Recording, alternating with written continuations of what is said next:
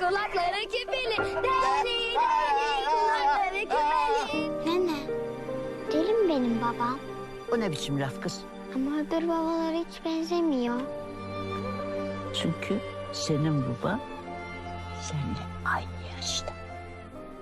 Benim babam benden aynı yaşta. Yakalayamazsın ki. Gitme. Dur babaannem kıza.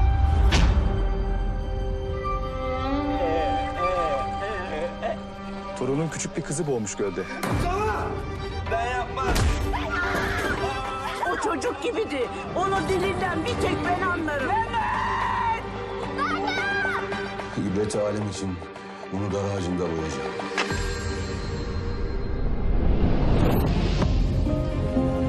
Gereği düşünüldü.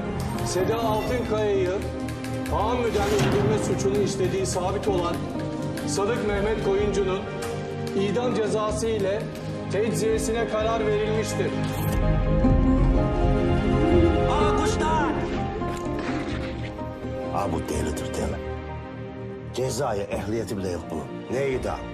Ölen kız sıkı yönetim komutanının kızı. Bu saatten sonra kim ne yapabilir? Baba.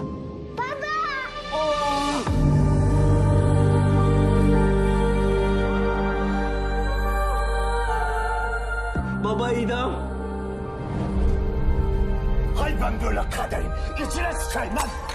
Hiçbir şey gelmez elden. İstemiyorum. Melek olmak istemiyorum. Sen cennete gidersen bana kim bakacak?